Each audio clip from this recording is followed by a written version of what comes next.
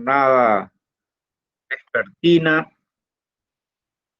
Hoy vamos a referirnos al capítulo 7 de nuestro programa, que bajo el título de Derechos Individuales desarrolla dos capítulos del texto constitucional.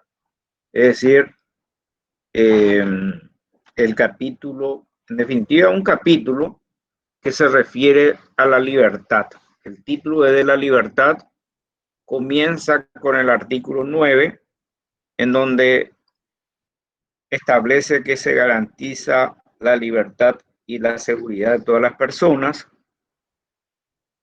Ya habíamos indicado en la clase anterior que libertad y seguridad son términos correlativos, porque la seguridad es para poder o para facilitar el goce de los derechos o las libertades que se otorga en un ordenamiento jurídico. Posterior a eso, hay un artículo, que es el artículo 10, que se refiere a la proscripción de ciertos tipos de hecho punible o ciertas situaciones que afectan la dignidad humana, atendiendo a que el artículo primero del texto constitucional, dentro de las declaraciones fundamentales, consagra que el orden jurídico debe girar en torno a la dignidad humana. Por lo tanto, se establece, por ejemplo, que se proscribe la esclavitud y otra forma de servidumbre o servidumbre. Eso está en el artículo 10, que no requiere mayor explicación porque dice, están proscritas la esclavitud, las servidumbres personales, la trata de personas. La ley podrá establecer cargas sociales a favor del Estado. Cargas sociales implica obligatoriedad de realizar ciertas labores a favor del Estado. Por ejemplo, constituye una carga social integrar la mesa de recepción de votos, por ejemplo, en el día de las elecciones. Entonces, esas sí son cargas sociales. Son actividades que afectan la libertad personal. ¿Por qué? Porque en forma no voluntaria se te exige realizar una determinada conducta. Y es importante señalar de que la libertad supone eso, la libre determinación de la conducta. Es decir, hacer lo que uno considera conveniente o de su interés, sin interferencia del Estado ni de otra persona. La autodeterminación voluntaria de una conducta. Por eso el artículo 9 dice que nadie estará privado de lo que la ley no prohíbe. Claro, si la ley prohíbe ya es otra cosa. Y por eso también en este artículo 10 se establece esta situación. Dice servidumbre, trata de personas, pero la ley podrá establecer cargas sociales a favor del Estado, porque esas cargas sociales implican afectación de la libertad. Y a partir del artículo 11, ¿verdad?, comienza ciertas reglas o ciertos límites constitucionales al proceso penal. El proceso penal culmina siempre con una sanción o absolución. Y hay que decir que es el poder más fuerte, porque es el poder que puede llevar al encarcelamiento, al enjaulamiento de las personas, como diría Alberto Binder. Entonces, aquí comienza una serie de límites al ejercicio de ese poder punitivo estatal. Claro, el artículo 11 hace referencia a privación de libertad. Y aquí indica el principio de legalidad de toda privación y de todo proceso sancionado. Porque dice el artículo en cuestión, dice, nadie será privado de su libertad física o procesado, sino mediando las causas y en las condiciones fijadas por esta Constitución y las leyes. Vean, nadie será privado de su libertad física, ni procesado, sino mediando las causas, los motivos, las causas y en las condiciones fijadas por esta Constitución y las leyes. Claro, primero la Constitución. Y acá viene ya el artículo siguiente, que es muy importante. ¿En qué condiciones se puede privar de su libertad a una persona? ¿Cuáles son los requisitos constitucionales de privación constitucional de la libertad? La ley puede establecer otra cuestión y vamos a ver si esa ley es compatible o no con la Constitución. Esto es muy importante porque en la práctica hay exceso de autoridad. La práctica cotidiana hace que, por ejemplo, se detenga a una persona sin que concurran las condiciones constitucionales. Por eso, lo que vamos a decir va a parecer una especie de ciencia ficción, pero está en el artículo 12 de la Constitución. Requisitos constitucionales de la privación de la libertad. La privación de la libertad implica, no importa la terminología que se utilice, a veces se dice detención, arresto, demora, no importa, todo implica afectación de la libertad locomotiva. Si bien es cierto, la Constitución hace una referencia expresa a detención y arresto, eso no agota ahí, porque puede ser demora, puede ser prisión preventiva. Lo concreto es que todo esto constituyen mecanismos de privación de libertad. Ahora, ¿cuáles son los requisitos constitucionales de privación de libertad? Primero, tiene que haber una orden escrita de autoridad competente. Primer requisito. Orden escrita de autoridad competente. Vean, primera cuestión, formal.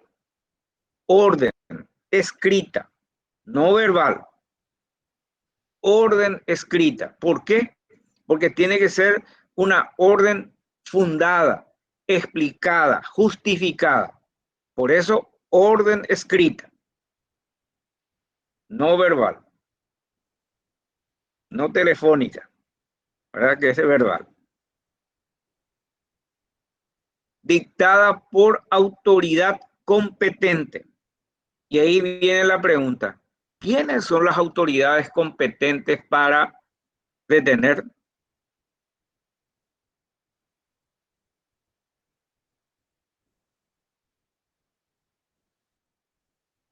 Uno, jueces, de cualquier nivel, jueces. Dos, agentes fiscales, agente fiscal. Y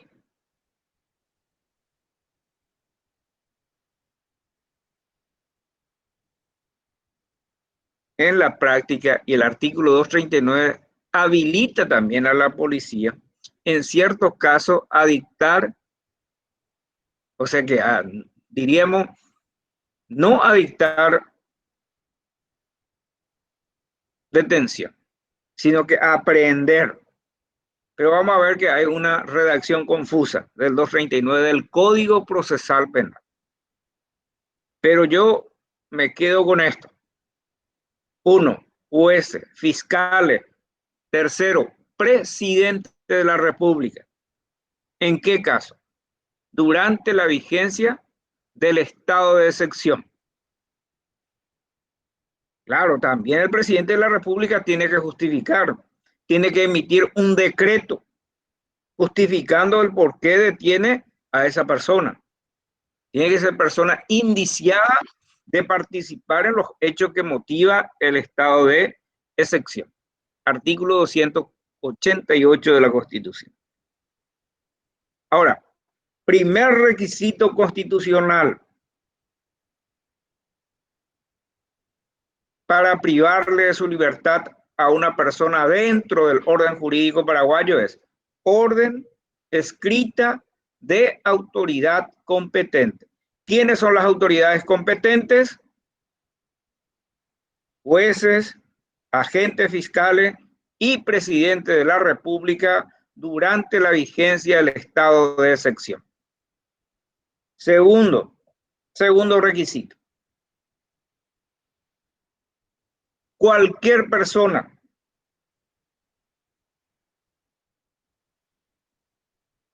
en caso de flagrante comisión de un hecho punible que merezca pena corporal. Es decir, la flagrancia implica que se le encuentra a una persona en el momento mismo en que está cometiendo ese hecho punible. En la terminología de la Constitución, delito. En el momento mismo. Lastimosamente, el artículo 239 del Código Procesal Penal, anoten para luego revisar, 239, amplía prácticamente el concepto de flagrancia, que no es tal. Porque la flagrancia implica, viene de flagrar, hay que ver, se tiene que ver, observar en el momento mismo en que ocurre el hecho. Inmediatamente después ya no es. Y la ley dice inmediatamente después. Bueno, pero es lo que estableció el legislador.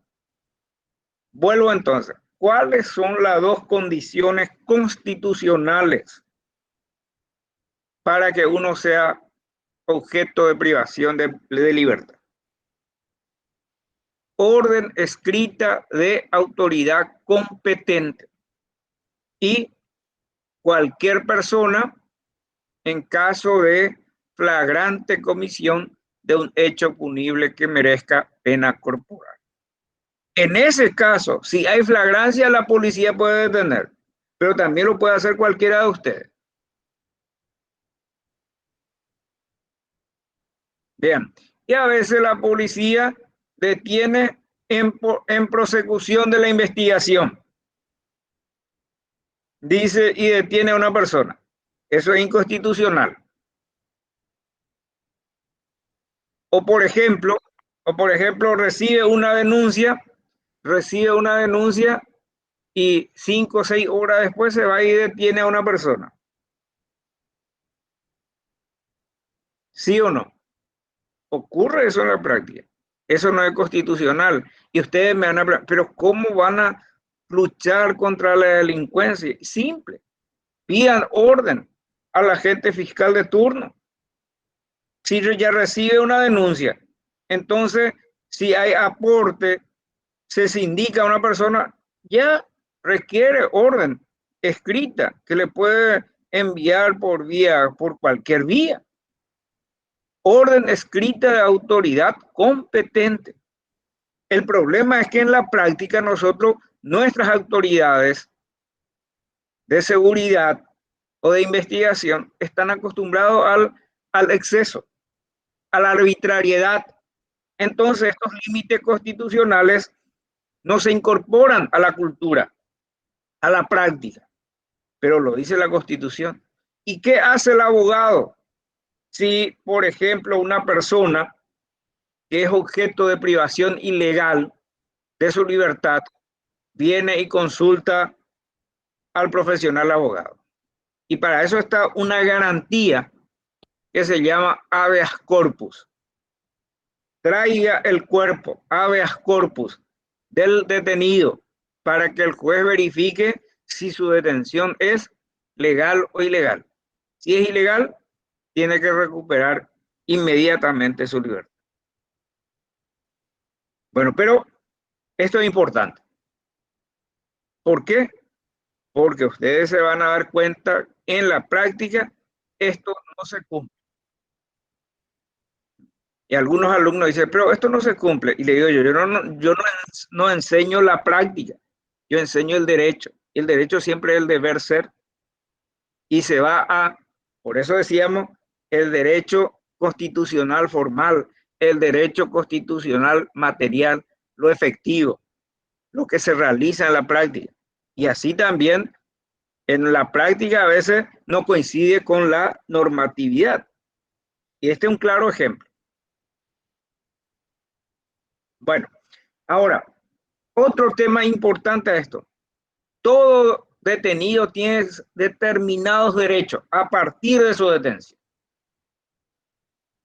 A partir de su detención. El artículo 12 claramente señala eso.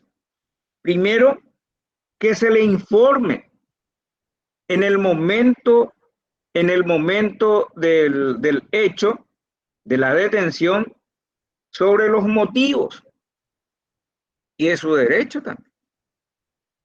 Vean, el artículo 12.1 dice que se informe en el momento del hecho de la causa que la motiva, de su derecho a guardar silencio y a ser asistida por un defensor de su confianza en el acto de la detención.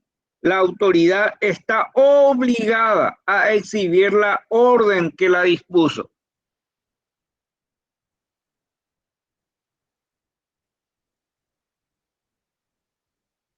Vean, que se le informe el motivo, que se le diga que guarde silencio, que tiene derecho a guardar silencio. Esto es copia de la costumbre norteamericana. En Paraguay no tiene ninguna incidencia que se le diga o no que guarde silencio, porque lo que diga no va a afectar su derecho, porque nosotros tenemos un sistema acusatorio en donde el Ministerio Público es el que tiene que ofrecer y probar la culpabilidad de alguien.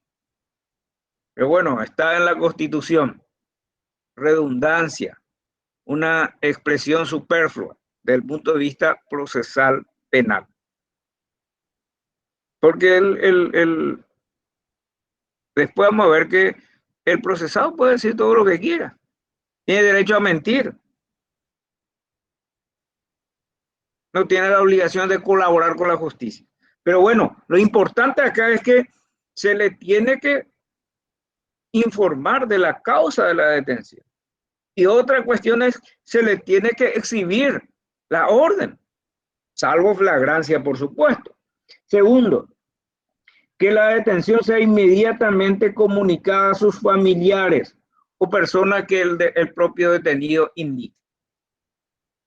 Tercero, que se le comunique, que se le mantenga en libre comunicación, salvo excepción. Por ejemplo, hay varios procesados o varios investigados.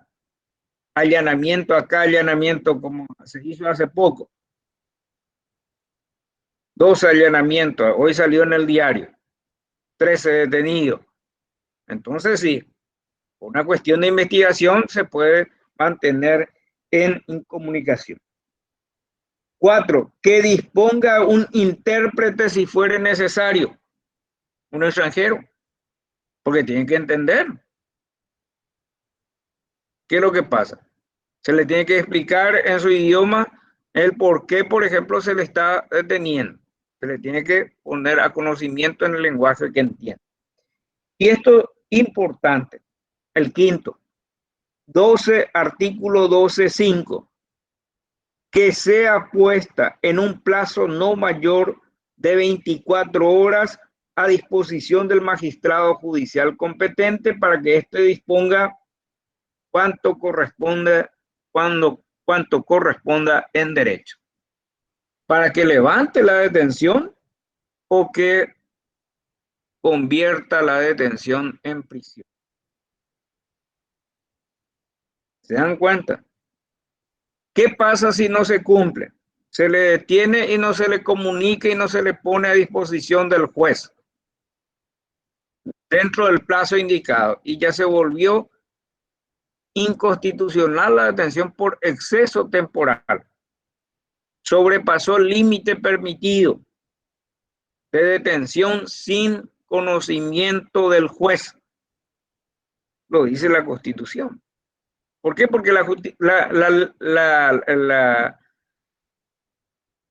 la comunicación tiene por objetivo que el juez examine si la detención es legal o no, si hay o no sospecha razonable para que éste continúe en estado de privación. Estos son derechos del detenido previsto en la propia Constitución. Después, esto creo que no merece mayores comentarios. El programa pide, dice, de la privación de libertad por deuda.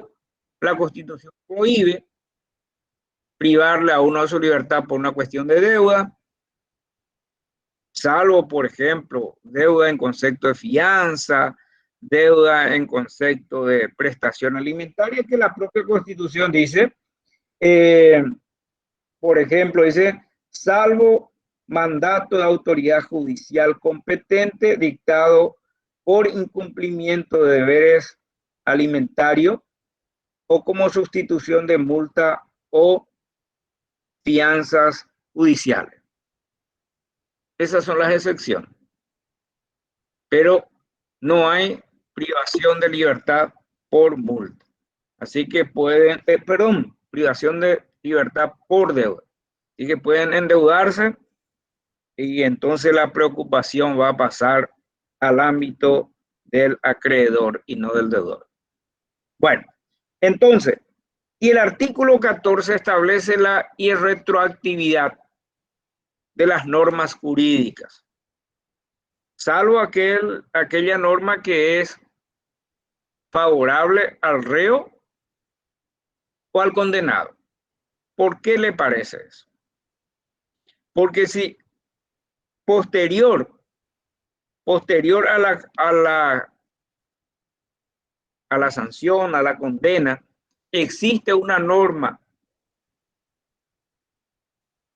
penal más benévola que reduzca, por ejemplo, la sanción por un hecho punible determinado, quiere decir que ha cambiado el criterio de la sociedad con respecto a ese hecho. Entonces, lo correcto es que se reduzca la pena a ese cambio de criterio de la sociedad. Por eso es que se establece la excepción a la irretroactividad. La ley es retroactiva en nuestro país si va a ser favorable al reo o al condenado. Y eso se extiende en todos los ámbitos sancionadores. Por ejemplo, en el procedimiento administrativo, tributario, cualquier otro ámbito, cuando va a haber sanción. Porque implica que ha habido, ¿cuál es el fundamento? Que cambió la sociedad en cuanto a su criterio de reprimir un hecho. Para la sociedad ya no constituye un hecho muy grave, o a veces se despenaliza. Recordarán ustedes que anteriormente era un delito la emisión de cheques sin fondo, que después desapareció. Se despenalizó. Por lo tanto, todos aquellos que estaban en privación o en estado de condena por ese hecho punible tuvieron que abandonar Tacumbú. Bueno, ahora, después el 16 establece el derecho fundante de todos los derechos procesales. De todos los derechos procesales. El 16 dice, la defensa en juicio de las personas y de su derecho es inviolable. Toda persona tiene derecho a ser juzgada por tribunales y jueces competentes, independientes e imparcial. Y agrego más. El 15,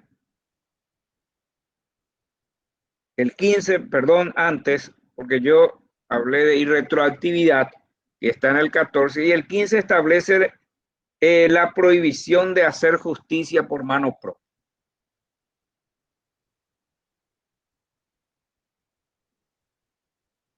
Vean, dice, nadie podrá hacer justicia por sí mismo ni reclamar sus derechos con violencia.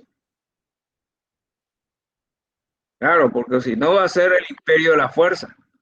El más fuerte se va a imponer. No es propio de un Estado organizado. Por eso el monopolio de la fuerza legítima tiene el Estado, no una persona o una empresa. El monopolio de la fuerza legítima. La violencia racionalizada. El Estado. Claro que es violento que te priven de tu libertad. Y hay Estados como Estados Unidos que te quita la vida porque tiene pena de muerte. Por eso, el único que puede hacer uso de la fuerza, de la violencia, es el Estado. Pero vean que acá viene una excepción, pero se admite, pero se garantiza la legítima defensa. Después vamos a desarrollar con mayor amplitud esto, pero acá aparece la legítima defensa, que recuerdan, habíamos señalado como una excepción a la protección de la existencia, del derecho a la vida. ¿Por qué? Porque uno en legítima defensa mata y no va a ser objeto de sanción. Por lo tanto, es una excepción, es un permiso constitucional.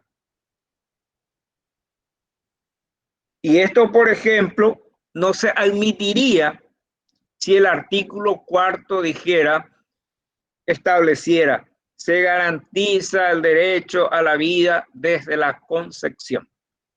Entonces no habría posibilidad de que haya una excepción como la legítima defensa.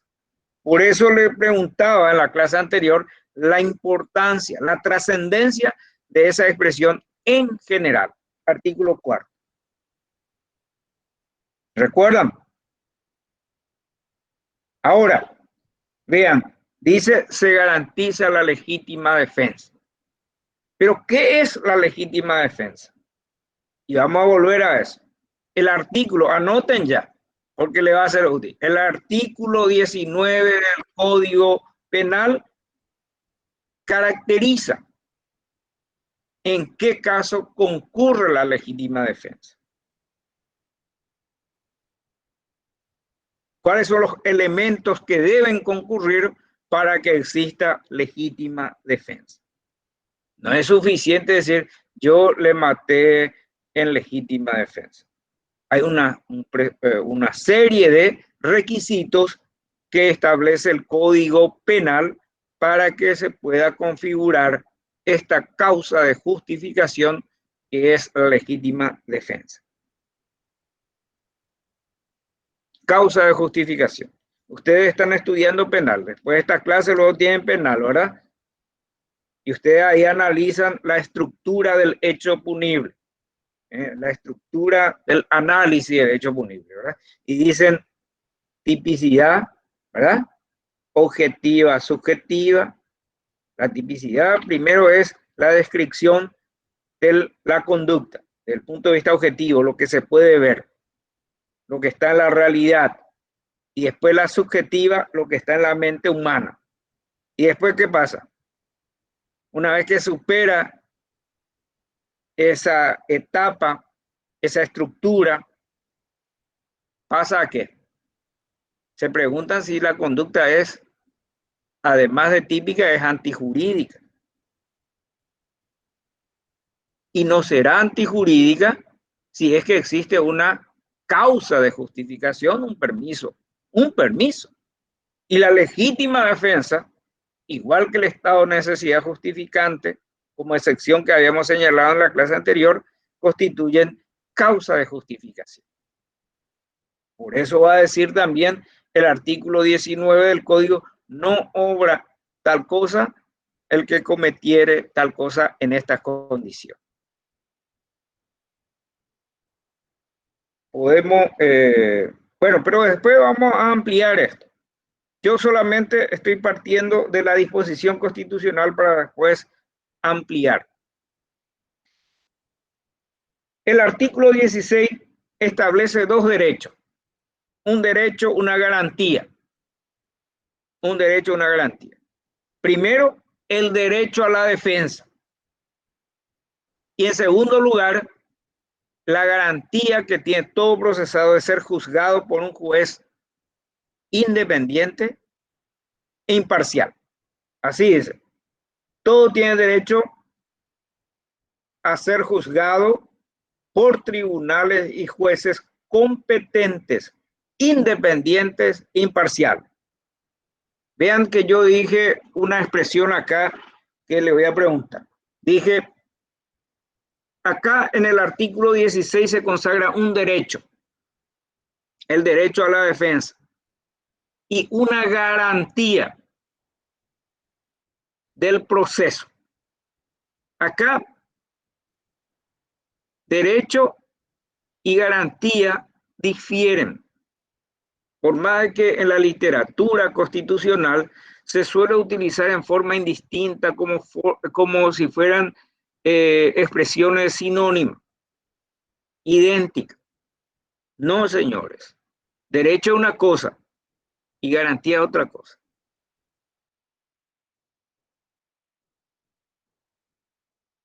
La diferencia está en esto. Y eso pueden anotar solamente para una mejor comprensión. No le voy a preguntar en el examen. Dos elementos permiten diferir. Ah, me olvidé, no le pedí a alguien que grabe.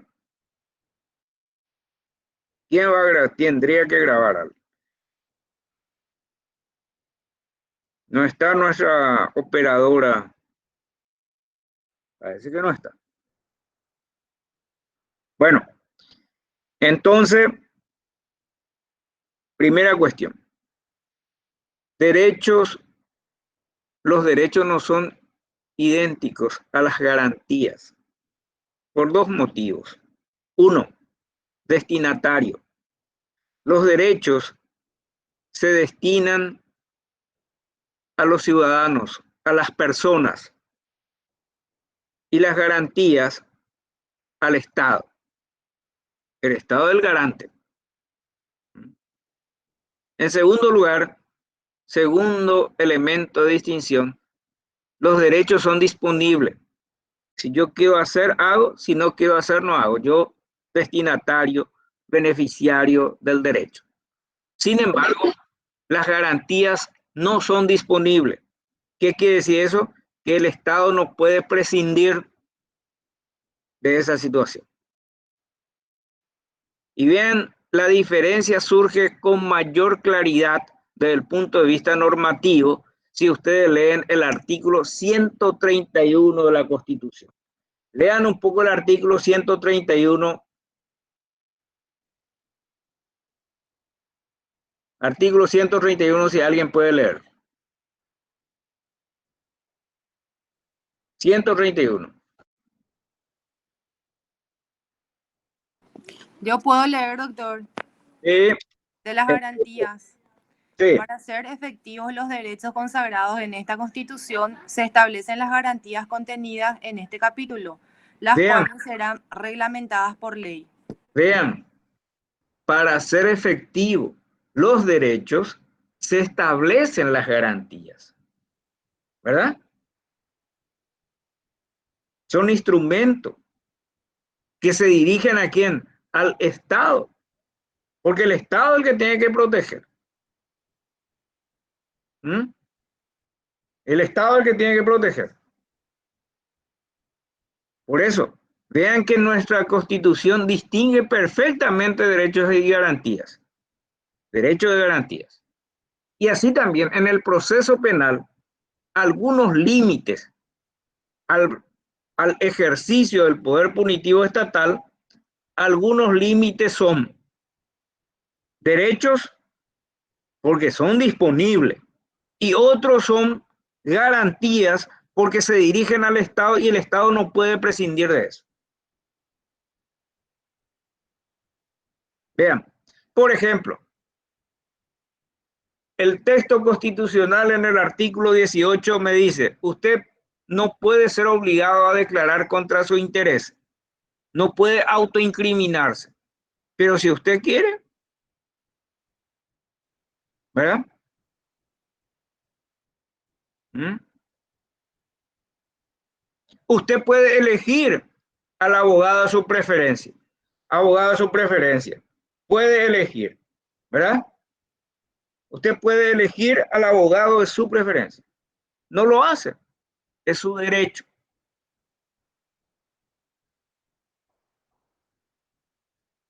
¿Estamos de acuerdo en eso? Es un derecho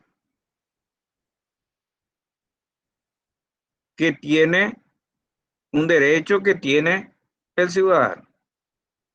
Si no elige al abogado de su preferencia, inclusive el Estado le va a imponer a un defensor público.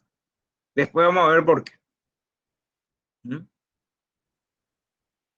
Vean, entonces hay algunos límites que constituyen derechos, límites al poder sancionador, y otros que son garantías para el Estado.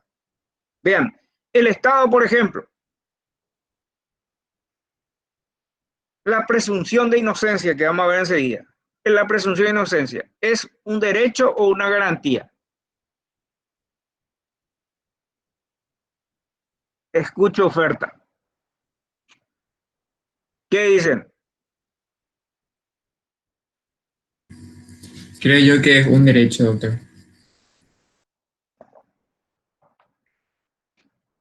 Entonces puede renunciar, entonces. Yo le diría que es una garantía porque se dirige al Estado. El Estado es el que tiene que asegurar y tratar a esa persona como un inocente. ¿Verdad? Por eso es que, vean, una persona comete un hecho. ¿Recuerdan ustedes el caso Trote? Se le captura y él reconoce. Igual se tuvo que hacer todo un proceso y probar el Ministerio Público que efectivamente él fue el que cometió. No fue suficiente bajo ningún punto de vista su declaración, su confesión, como quieran decir algunos. ¿Se dan cuenta? Porque el Estado está obligado, tiene que garantizar un proceso previo que vamos a ver enseguida. Ahora, vamos a entrar en el desarrollo puntual de los derechos y las garantías. Central el 17. El 14, ya dijimos, también es un límite porque establece la irretroactividad de la ley. También decíamos que la legítima defensa sí es un derecho, ¿verdad? La legítima defensa es un derecho. El derecho a la defensa es un derecho con ciertas características, porque es un derecho para el Estado irrenunciable, porque uno puede decir, no, yo no me voy a defender, igual le va a poner un técnico, igual como los derechos de los trabajadores, que son irrenunciables, ¿verdad? Bueno, pero el 17 de la Constitución es el que establece mayor cantidad de derechos y garantías como límite al proceso penal. Bueno, pero vamos a tratar de explicar un poco mejor estos derechos, estos límites. A mí me gusta la expresión límites al ejercicio del poder sancionador que tiene el Estado. Primera cuestión, haciendo esa distinción entre derecho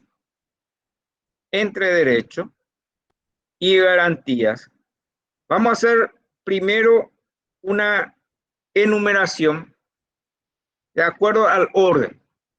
y vamos a referirnos primero por su importancia al derecho a la defensa. Y le pregunto, ¿qué quiere decir derecho a la defensa? ¿Cuál es el contenido del derecho a la defensa que se consagra en el artículo 16 de la Constitución? Y además se extiende a todos. A todo proceso civil, laboral, penal, etc.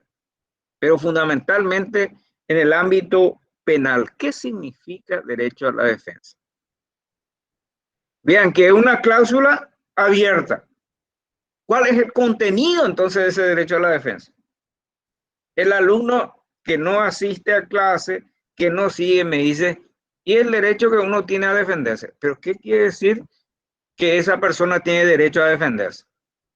O usted cuando sea abogado, penalista, va a tratar de solicitar la nulidad de un proceso, de una condena, diciendo violación de mi derecho, del derecho a la defensa de mi defendido. ¿Y cuáles serían los hechos constitutivos de esa violación del derecho a la defensa? Y le aclaro, no hay una norma legal que diga, estos son los motivos que afectan el derecho a la defensa, o estas son las causales violatorias del derecho a la defensa. No existe. Y si no existe en la ley, tenemos que buscar respaldo en otras fuentes del derecho, la doctrina o la jurisprudencia. La doctrina del derecho procesal penal me ofrece a mí 5. En eso hay mayor coincidencia. 5 elementos que constituyen el contenido del derecho a la defensa. Y yo quiero que ustedes, eso sí, recojan.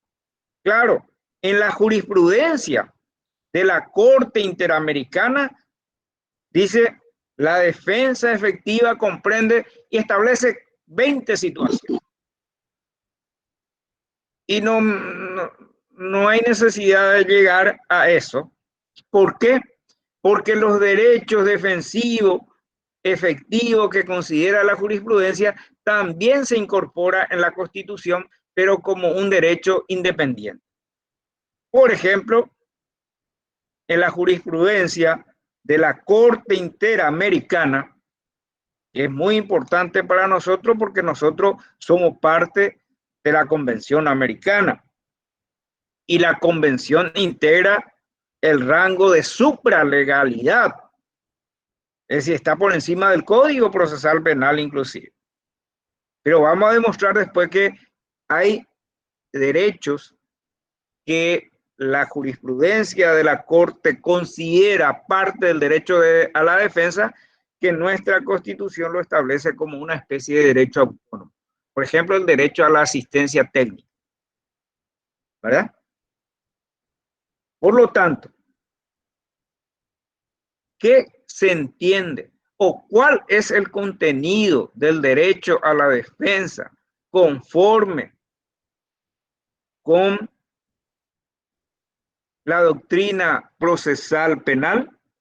5 elementos contiene el derecho a la defensa.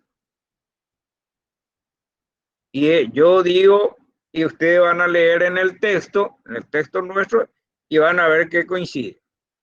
Es decir, yo repito, leo antes de iniciar la clase y repito lo que está en el texto. Así que no es cosa de otro mundo, no se preocupen, ¿verdad? ¿Cuál es el contenido del derecho a la defensa? 1. Dije 5 elementos. 1. Derecho a ser oído. ¿Qué quiere decir eso? Que al procesado se le tiene que escuchar en relación al hecho que se le atribuye, a la conducta delictiva que se le atribuye. ¿Cómo se materializa ese derecho a ser escuchado en el proceso penal, por ejemplo? A través de la indagatoria. Hay un acto procesal formal, riguroso, que se llama acto de indagatoria.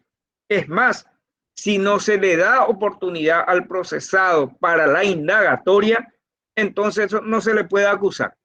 Y si se le acusa y se le condena sin habérsele otorgado esa oportunidad suficiente de ser escuchado, esa condena, esa sentencia condenatoria va a ser un acto nulo. Porque el artículo 350 del Código Procesal Penal establece como una condición para la acusación el de otorgarle una oportunidad suficiente al procesado para que sea escuchado. La indagatoria. En definitiva, esa indagatoria tiene dos finalidades. Anoten, dos finalidades que ustedes seguramente no lo van a encontrar ahí en el texto, por eso les pido anoten. Pero esto le va a ser útil para el futuro.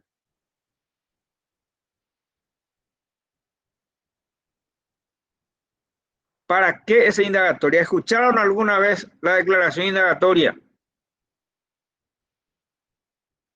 Siempre me tiene que parar, preguntar, porque a veces nosotros incurrimos en ese error de considerar que nuestros alumnos ya saben, ¿verdad?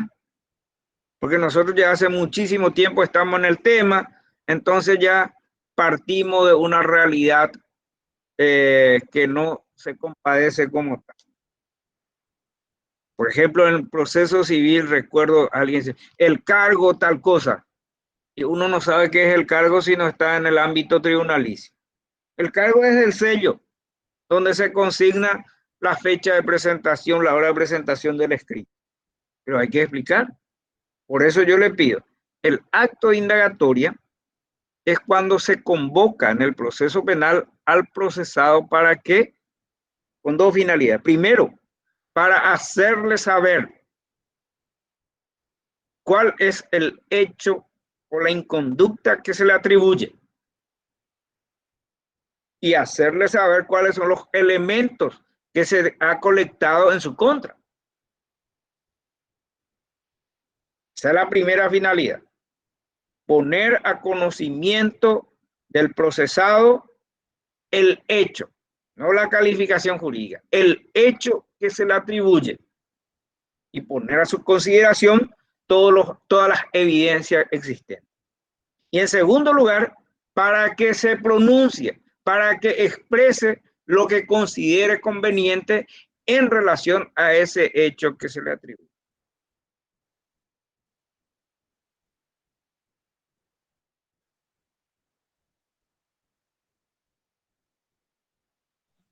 ¿Estamos de acuerdo? Sí. Por favor, ¿puede repetir la segunda? Sí, en segundo lugar, para que se manifieste voluntariamente en relación al hecho que se le atribuye, en relación al hecho que se le atribuye.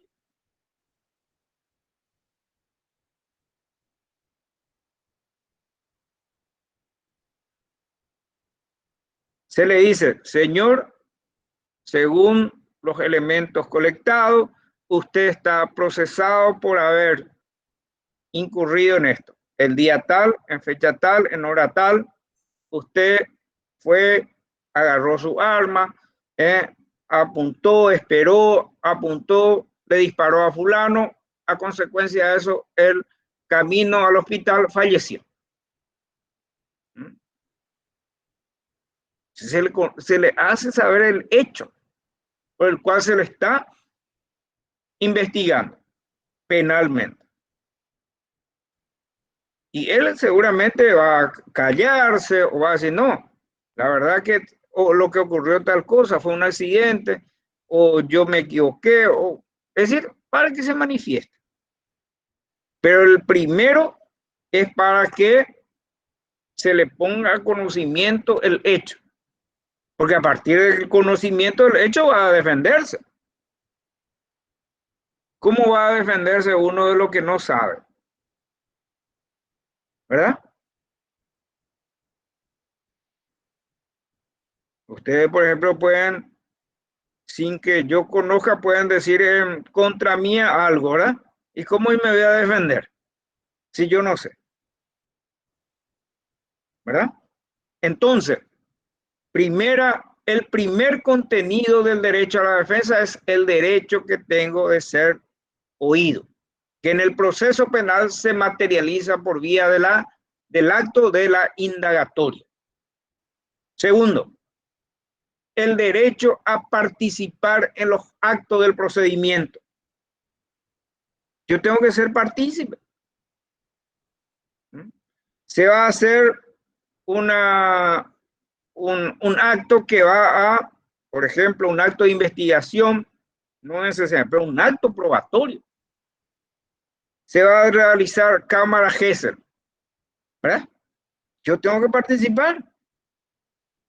Si esa es una prueba. Cualquier acto probatorio que me puede perjudicar, yo tengo que participar. Se presenta un documento, yo tengo que revisar para poder decir, no, esto es cierto, es falso, etc. Es decir, participar en los actos del proceso. Segunda manifestación del derecho a la defensa. Tercera manifestación es ofrecer pruebas, controlar las pruebas o impugnar las pruebas que se pretende alzar en mi contra.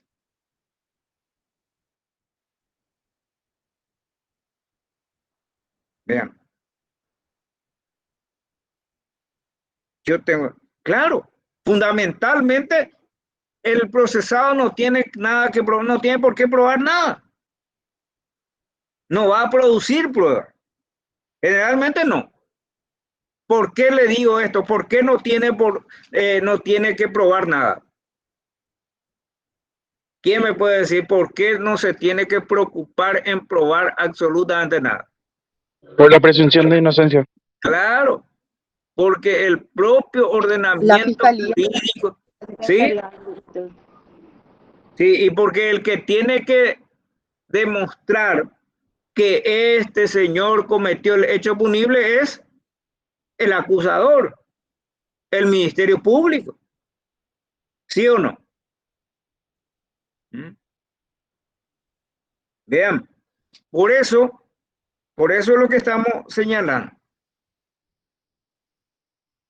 Pero sí controlar, sí impugnar una prueba ilegal, una prueba obtenida en un allanamiento ilegal.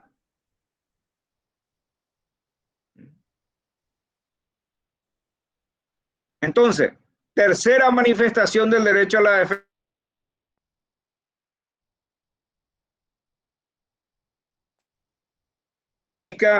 Controlar, impugnar y en su caso ofrecer prueba, si es que considera pertinente. Bueno, en cuarto lugar, implica el derecho a obtener una resolución fundada. ¿Qué significa eso? Una resolución que se justifique en el hecho probado. El hecho tiene que ser probado, no imaginario, no subjetivo del juez. El hecho tiene que ser probado para que sea responsable este señor. En hecho probado y en la ley aplicable al caso concreto. Y no una ley que no exista, porque violaría el principio de legalidad, que es lo que nosotros dijimos en un fallo hace cuestión de un año. Le dijimos, no, tomar bebidas alcohólicas hasta cierto grado no está calificado como hecho punible. Hay un problema de legalidad penal, ¿verdad? No establece, porque la ley penal tiene que describir claramente la conducta prohibida. Por eso, tiene que ser en la ley aplicable al caso concreto. Y en quinto lugar,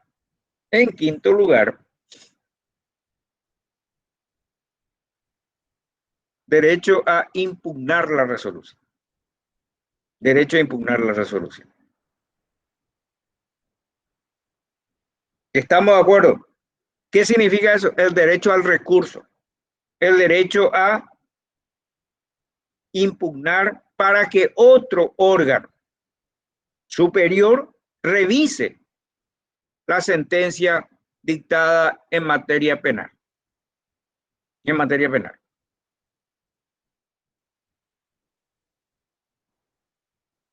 ¿Estamos de acuerdo? ¿Cuál es el contenido entonces del derecho a la defensa? 5 supuestos, 5 elementos contienen. Básicamente, ya le aclaré que hay precedente que la jurisprudencia de la Corte Interamericana, que es muy importante, hace un catálogo de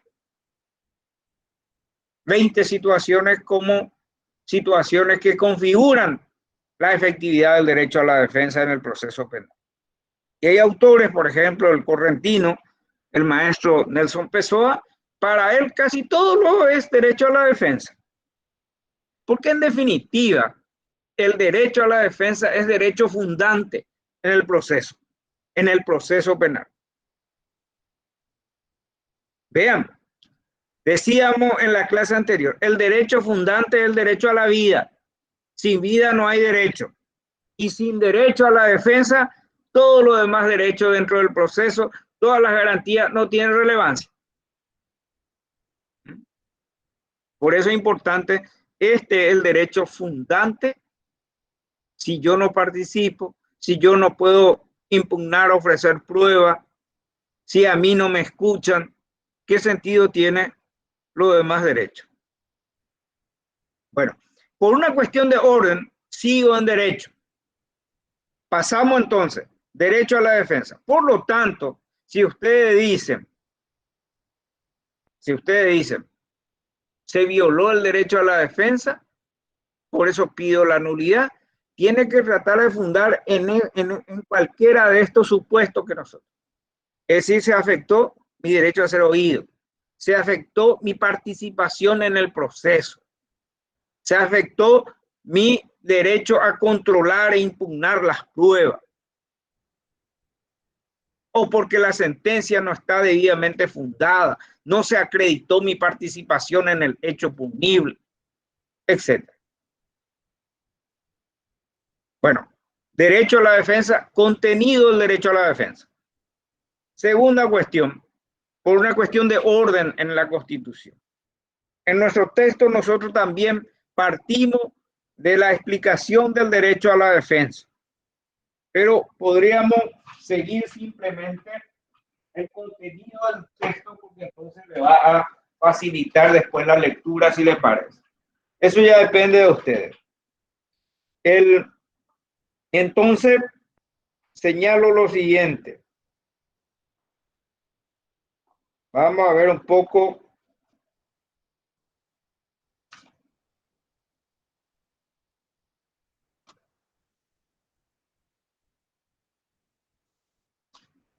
Digo lo siguiente, primero, contenido del derecho. Comenzamos con el derecho a la defensa. Contenido está en la página 319.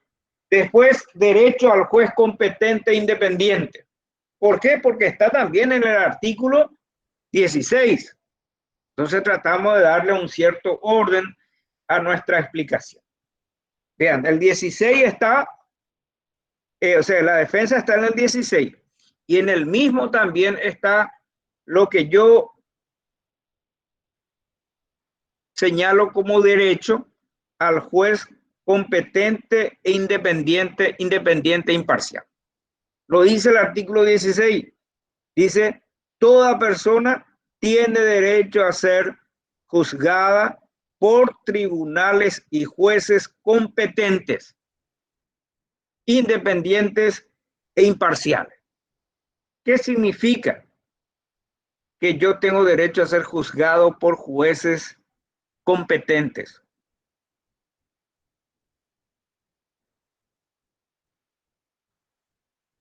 ¿Quién es el juez competente o el juez natural, como diría el artículo 1 del Código Procesal el Código Procesal Penal.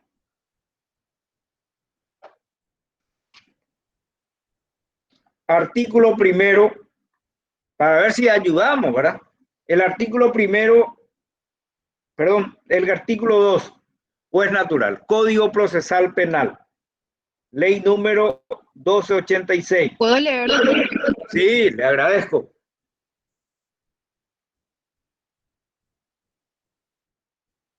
Sí. Juez natural, artículo 2 del Código Procesal Penal. La potestad de aplicar la ley en los procedimientos penales, juzgando y haciendo ejecutar lo juzgado, corresponderá exclusivamente a los jueces y tribunales ordinarios, instituidos con anterioridad por la ley. Nadie podrá ser procesado ni juzgado por jueces o tribunales especiales. Vean, ahí ya define prácticamente quién es el juez competente. Es el juez predeterminado por ley con anterioridad al hecho que motiva el procesamiento. El juez competente es el juez predeterminado por ley. En segundo lugar, el juez predeterminado con anterioridad al hecho. No un juez que se establece con posterioridad al hecho. Vean, porque eso sería un juez especial. Un juez que tiene ya la contaminación de las informaciones que sale en la prensa. Hecho de vandalismo, hecho de asesinato. Y después se le designa como juez en esas causas. No, el juez competente es aquel juez definido por ley, indicado por ley. Es aquel juez definido, determinado con anterioridad al hecho que motiva el proceso penal. El juez natural, el juez competente, es lo contrario a los jueces especiales, que son los jueces nominados con posterioridad al hecho que motiva el procesamiento. Pero en conclusión, ¿quién es el juez competente? Y ahí, si bien la Constitución no define, la ley nos ayuda. El artículo 2, que dice, delimita dos situaciones, dos condiciones del juez competente, predeterminado por ley, con anterioridad al hecho que motiva el procesamiento. ¿Estamos de acuerdo? Ahora, ¿quién es el juez independiente?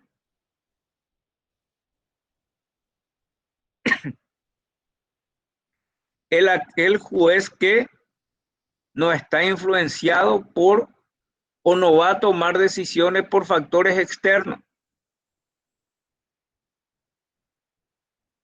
El juez independiente, él es como el juez es árbitro, tiene que ser independiente. Imagínense el árbitro que está a favor de Olimpia o de Cerro Porteño, que le cobra un penal por suerte, ¿verdad? Casi siempre va a ganar el que tiene a su favor al árbitro. Y como el juez tiene que definir un conflicto, entonces tiene que ser independiente.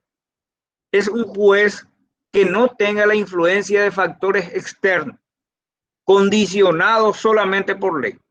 Factores externos puede ser el dinero, la prensa, el dinero, el poder político.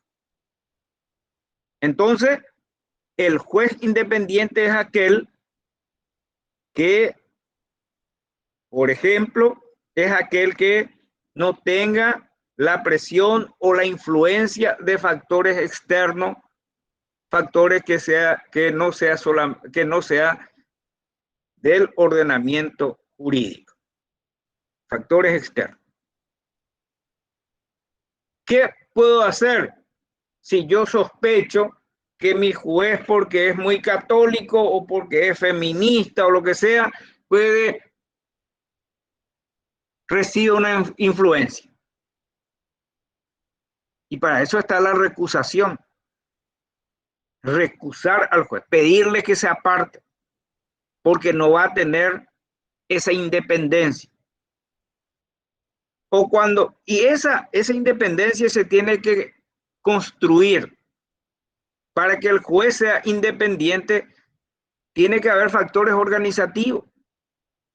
Desde el proceso de designación del juez se tiene que construir esa independencia. Porque si la designación pasa por arreglo político, por amiguismo, etcétera, entonces quedamos con deuda, perdemos independencia. Porque siempre estamos dependemos del acreedor. Por eso es importante que esa independencia se construya desde la estructura del Estado. Claro que después va a depender también del carácter del juez, porque hay jueces presionables por una cuestión de carácter. Hay otros jueces no presionables, por una cuestión de carácter. El carácter es muy importante, pero el juez está obligado a mantener equidistancia de las presiones que pueda provenir. Por eso es que si el afectado considera que este juez va a estar influenciado, ya sea por razones ideológicas, partidaria, amistad, etcétera, el propio código, el propio ordenamiento jurídico establece un mecanismo para lograr su separación. O el propio juez. Claro, si viene un amigo muy cercano, tengo que inhibirme, tengo que apartarme yo, juez, ¿verdad? O si no, el afectado, el interesado, le pide que se aparte. Recusación se llama. Vean, siempre hay mecanismos para preservar estos derechos. Ahora, también decía, el juez debe ser imparcial. Vinculado a lo otro. Pero este aparece más bien como una obligación del juez. Imparcial implica no inclinarse a favor de uno y otro. Imparcial. Es decir, el juez como árbitro de conflicto no tiene que inclinarse a ninguna de las partes. Si hay elementos que puede permitir, que puede generar sospecha de que se va a inclinar, entonces él tiene que apartarse. Y es cierto, hay a veces procesado a algunos amigos muy cercanos, entonces hay que apartarse.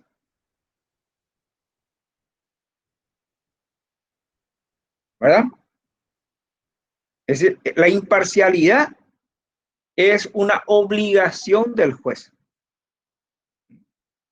Y si el juez no va a ser imparcial, porque hay sospecha de que tiene elementos subjetivos a favor de tal cosa, entonces hay que separar. Doctor, Sí, sí, Adri. Quiero hacer una consulta. ¿Cómo es el de preopinantes? Porque ahí uno ya conoce cuál es la causa, o sea, de lo que van a tratar el día del juicio, y es como que ya saben qué caso van a tratar. ¿En qué caso hay preopinión prohibida? Cuando vos, por ejemplo, antes del juicio que te corresponde, si vos sos juez, si vos, por ejemplo, emitiste una opinión antes del juzgamiento, ¿verdad? El artículo 50, ¿alguien puede leer el código procesal penal? ¿Alguien ya leyó el artículo 2? El artículo 50 establece haber emitido opinión.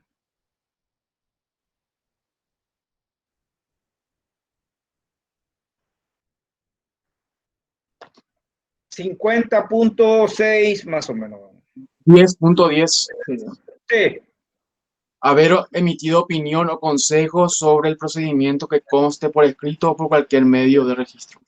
vean, emitido opinión o consejo que conste por escrito, ¿verdad? Si a mí me consultaron antes porque era abogado o porque yo ya opiné siendo fiscal, después asumí el cargo de juez, entonces ya he opinado, ¿verdad? Pero preopinante quiere decir cuando nosotros formamos tribunal, como en nuestro caso, entonces como no, alguien tiene que opinar primero. Ahí se sortea quién va a ser el preopinante, que no es el caso causal de separación. La preopinión como causal para separar es cuando uno, antes de emitir ese fallo, ya opinó en otra función o en otra circunstancia. No sé si me entiende. Adri, ¿se Sí, entiende doctor, o no? y los demás del tribunal es como que salieron la preopinión. Sí, pero esa preopinión es el dictado de la resolución. No implica opinar previamente sobre un caso, ¿verdad? La preopinión es el orden de votación solamente, ¿verdad? En otro país le llaman ministro ponente, ¿verdad? El primero en votar. Y generalmente pasa al segundo y después tiene que pasar al tercero. Igual en el proceso penal, siempre hay un presidente que es el primero que opina cuando hay tribunal de sentencia. Aunque ahí no hay mayormente, salvo que haya disidencia. Dice, bueno, para mí el presidente dice, bueno, acá condenar. El otro dice, no, acá absolver. Entonces cada uno escribe su opinión. Pero si estamos de acuerdo los tres en que hay que condenar, salvo que haya alguna posición, es decir, nos adherimos o no. Pero en el proceso penal es mejor, porque ahí en el día hay que deliberar todo y hacer todo el escrito. No como en los tribunales de apelaciones, que es un poco más dilatado. Y a veces, por ejemplo, los funcionarios filtran los votos, etc. Voto, preopinión, primer voto, segundo voto, tercer voto. Pero eso no es causal de la preopinión como un mecanismo para seleccionar quién opina primero, no es causal para separar. ¿Estamos de acuerdo?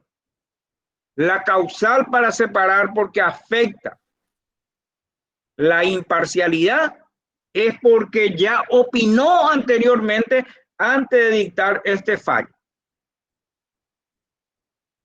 ¿Me entienden?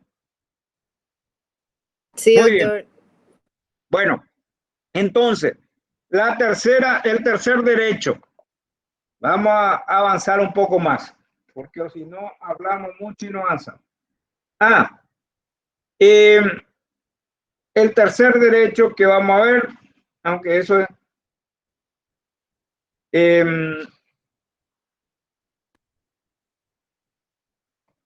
el tercer derecho.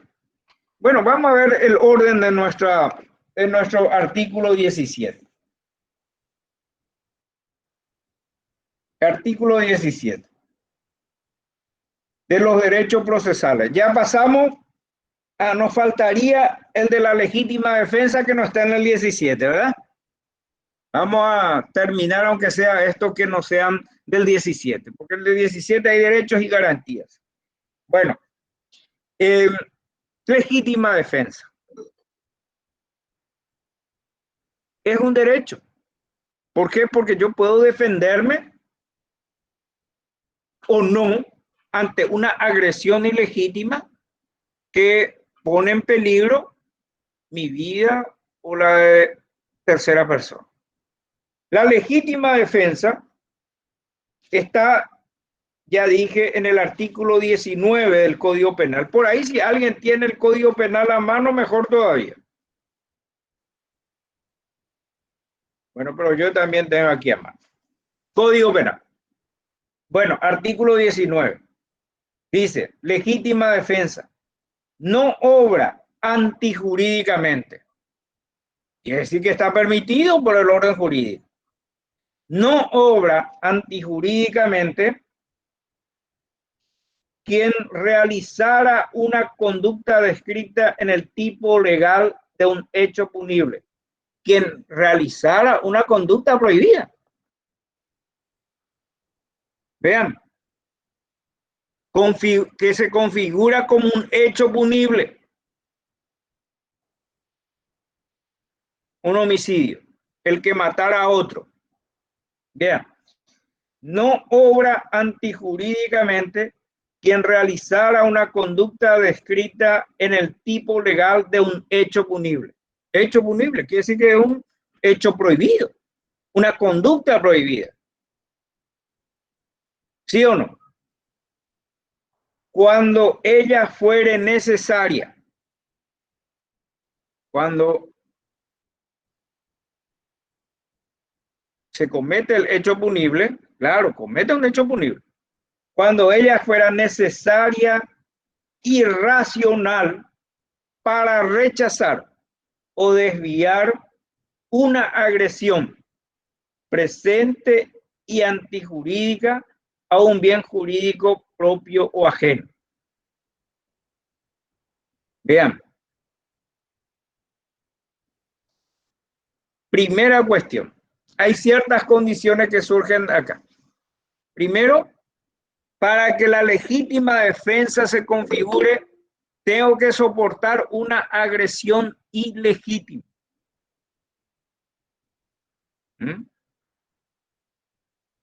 Primer elemento. Una agresión ilegítima. Una agresión contraria a derecho. Una agresión ilegítima. Y que esa agresión debe ser presente ahora, en este momento, para generar una reacción. Una agresión ilegítima. Contra el cual tengo que defenderme o puedo defender. Pero ¿cómo puedo defender? Tiene que ser una defensa racional, diría otro, proporcionada. ¿Para qué? Para defender un bien jurídico mío o ajeno. Que ustedes en derecho penal porque en derecho penal todo el mundo cita los mismos casos. El caso de la manzana. Con eso le va a explicar seguramente el profesor, porque es un caso muy conocido. Es un caso de manual, ¿verdad? Donde se hace referencia a una persona que estando frente a su casa, un niño, ¿verdad? Un niño se pasa, le roba la manzana, lo hizo una vez, le cuestionó, lo hizo otra vez, y entonces cada día le roba la manzana. Entonces él, estando ahí, paralítico, no puede levantarse, uno de esos días hizo uso de su arma. Está defendiendo un bien jurídico, su propiedad. ¿Verdad? Hay una agresión, le está agrediendo en su propiedad. Es una agresión presente. Era necesaria, no, él no tenía otro medio, hace rato que se plaguean, pero es razonable el medio utilizado. Entonces, eso lo van a debatir ustedes. Por mi parte, solamente le describo las condiciones que tienen que concurrir para que se efectivice el derecho a la legítima defensa, que desde el punto de vista constitucional es una permisión, legal para cometer un hecho punible, pero en función a la defensa de derechos que son propios o incluso ajenos. Y decíamos en la clase anterior como un mecanismo, como una sección a la protección del derecho a la vida. Bueno, eso en cuanto a legítima defensa. Y ahora voy a entrar ya en la cuestión de los derechos y las garantías que consagra el artículo 17. Y aquí le invito a que lean el acápite, la parte inicial del artículo 17. Porque le voy a plantear algo interesante para el debate. Ahí Bruno va a leer, parece el artículo 17, él tiene al lado. Dale, doctor. Sí. En el proceso penal, cualquier otro del cual pudiera derivarse pena o sanción, toda persona tiene derecho a. Ahí está. Dice, en el proceso penal o en cualquier otro del cual pudiera derivarse pena o sanción, toda persona tiene derecho a.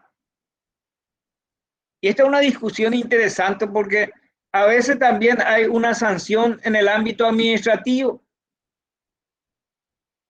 Por ejemplo, un funcionario público se le acusa de distraer recursos, dinero. Se le hace un sumario administrativo, se le condena con una multa, con una suspensión e incluso puede ser con destitución. En ese proceso administrativo también se tienen que respetar todos estos derechos, estas garantías, ¿sí o no?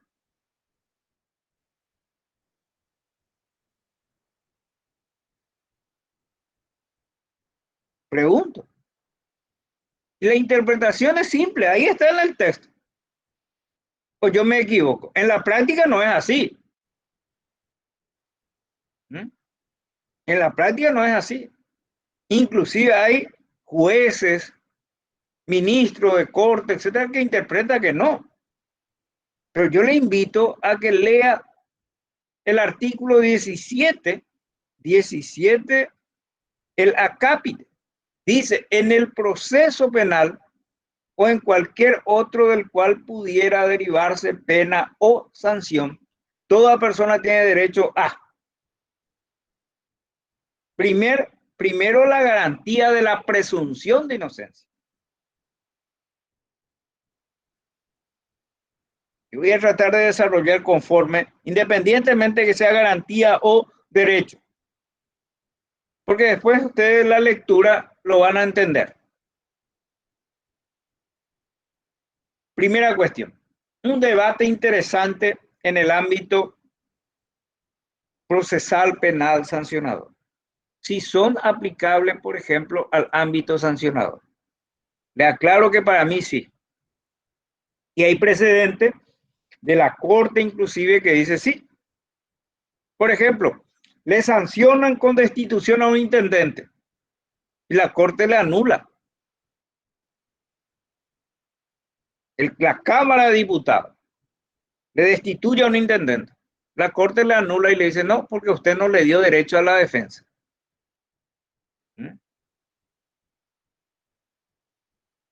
Vean, en el proceso penal o en cualquier otro del cual pudiera derivarse pena o sanción, toda persona tiene derecho a.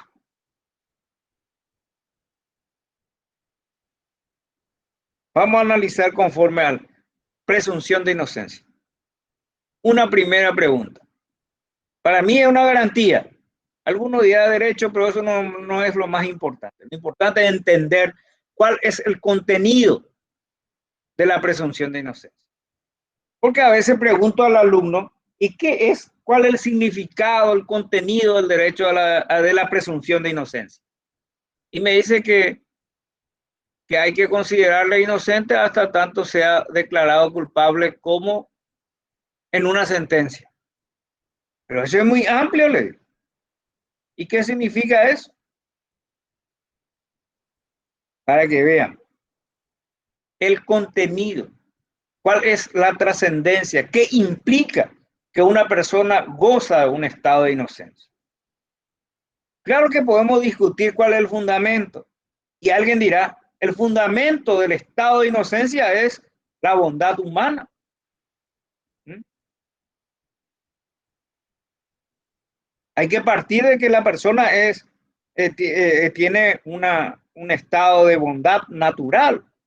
Entonces no le podemos tratar ya como culpable si es que eso no se ha aprobado. Como en el derecho civil está la buena fe, ¿verdad? Y así también.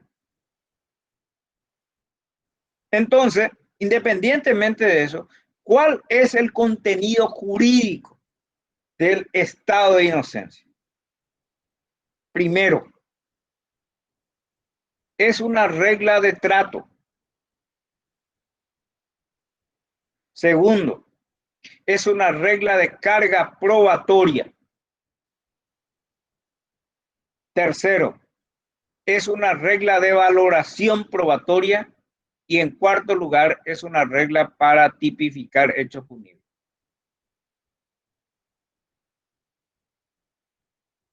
¿Y qué quiere decir esto que estoy diciendo?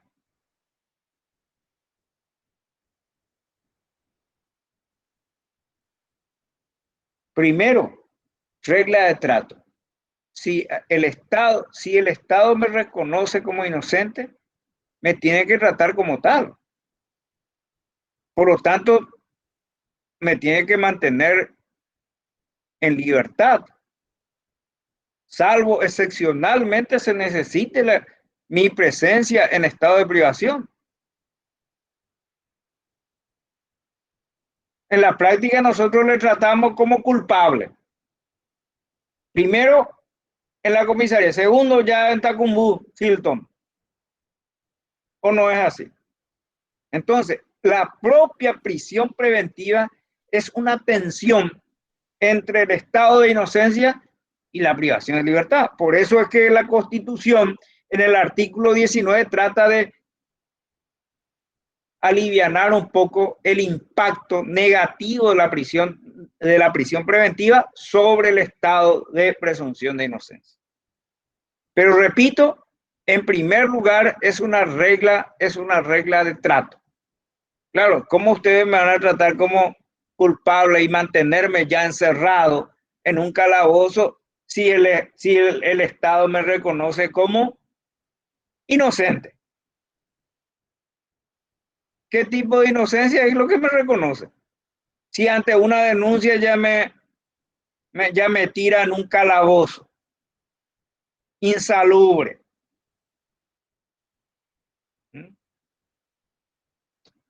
Segundo, es una regla de, ¿qué dije? De carga probatoria. Sí, eso quiere decir, ¿quién debe cargar con la culpabilidad del agente? Aquel quien le acusa. En el caso paraguayo, el que le acusa. El Ministerio Público es el que tiene que probar. Por eso es que el procesado no tiene que probar nada, absolutamente nada. Se mantiene en silencio. No tiene por qué. No tiene por qué colaborar con la justicia. Por eso ustedes en el texto van a encontrar que, por ejemplo, cuando nosotros desarrollamos el derecho a no autoincriminarse, decimos, utilizando una afirmación de un autor español, decimos, el procesado tiene derecho a la mentira. ¿Por qué? Porque no tiene por qué colaborar, no tiene por qué decir nada. Y lo que diga no le tiene que perjudicar. ¿Por qué? Porque su manifestación no es una carga probatoria, no es para probar su responsabilidad. El que tiene que probar es quien acusa, el Ministerio Público. Tengan en cuenta eso. Tercera cuestión. Es una regla de valoración de las pruebas. ¿Por qué? Porque si las pruebas existentes en contra del procesado no llega a convencer al juez, tiene que optar por su absolución. Indubio pro reo. En caso de duda, sentencia favorable al procesado. La duda puede ser sobre hecho o sobre el derecho, no importa. Aunque hay alguno que le va a decir, le va a enseñar diciendo, no, la duda tiene que ser sobre hecho. Y no es así. Y el código, vean, ¿quién tiene el artículo? Vamos a ver un poco. El Código Procesal Penal ayuda, creo que está en el artículo,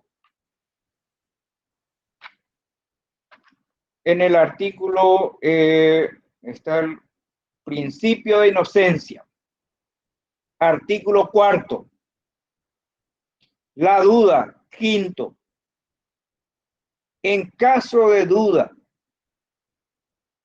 los jueces decidirán siempre lo que sea más favorable para el imputado. En caso de duda, los jueces, no dice en caso de duda sobre hecho, en caso de duda.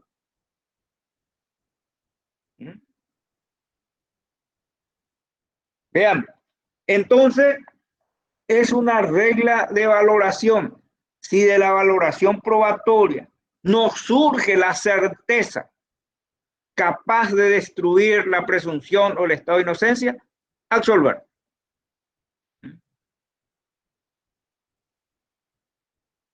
Decíamos también el contenido número 4 del estado de inocencia. Regla para tipificar hecho punible. Se dirige al legislador en el sentido de que no puede configurar como un hecho punible una situación dudosa, una presunción de culpabilidad. Y hay una ley que dice, por ejemplo, que es nepotismo aquel que designa a su hijo en la función pública. Y le pregunto, ¿y si ganó el concurso? Suponiendo que se aplique el concurso público.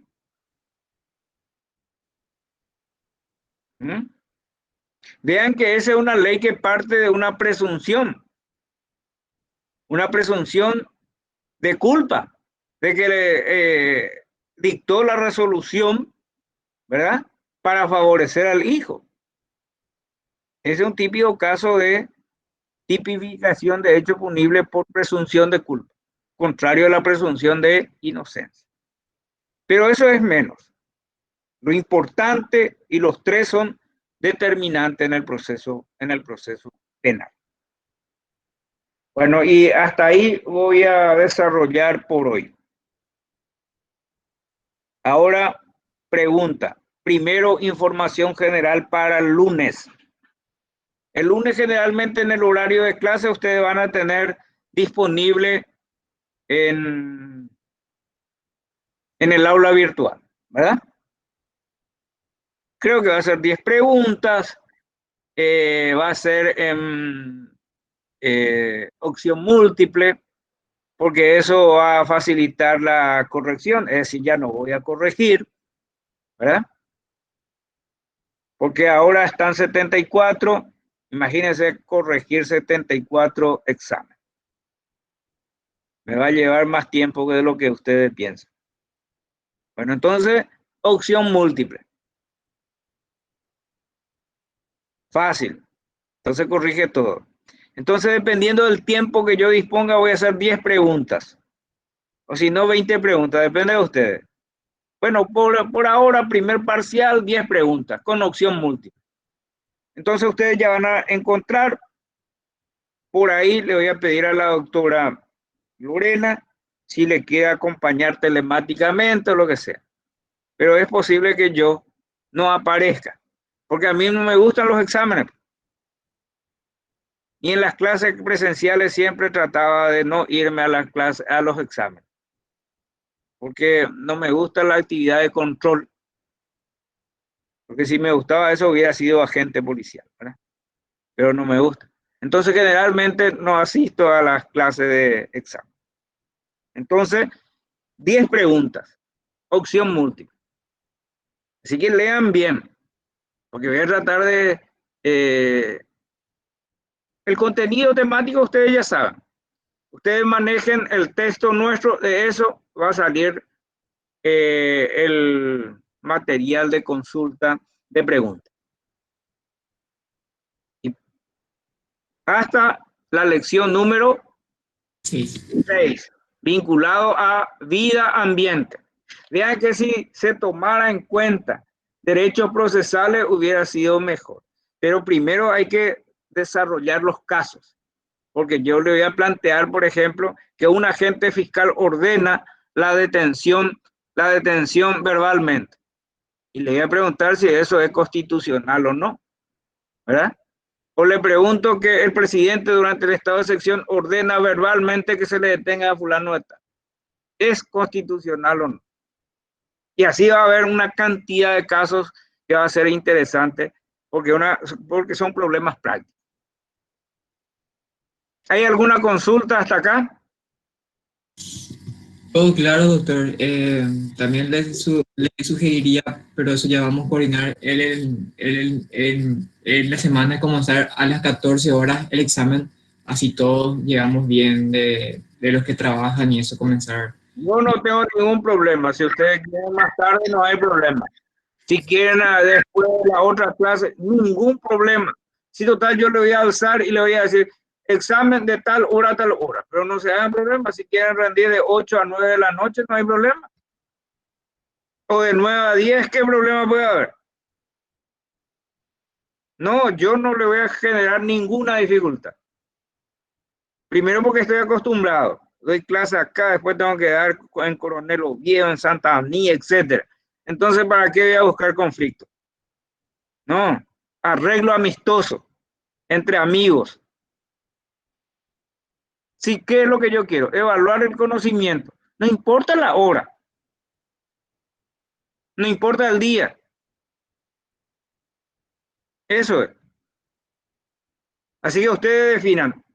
Por ejemplo, alguien me va a llamar, me va a decir, vamos a rendir de tal hora a tal hora. Le voy a dar una hora nomás de tiempo. ¿Para qué tanto?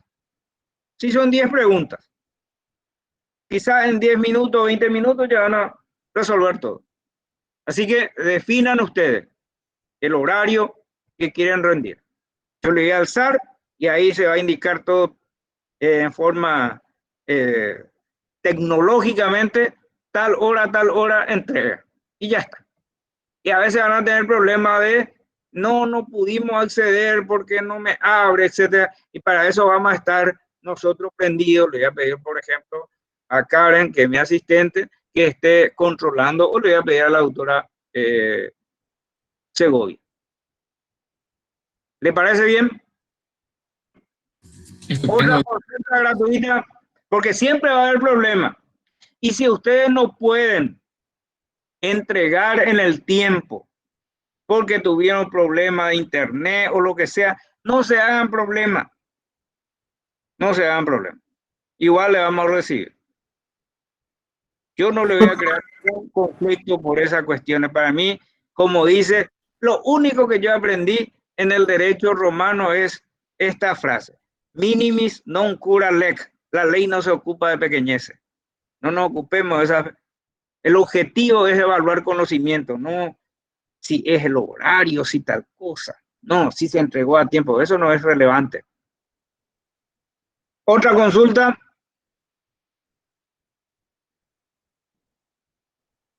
Nadie quiere consultar. Muy bien.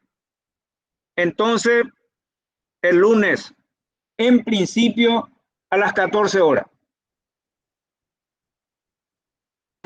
Excelente, doctor. Muchas gracias. Gracias a ustedes. Nos vemos. Por Gracias, ahí. profe. Buenas tardes. Muy bien. Gracias, profe. Muchas gracias.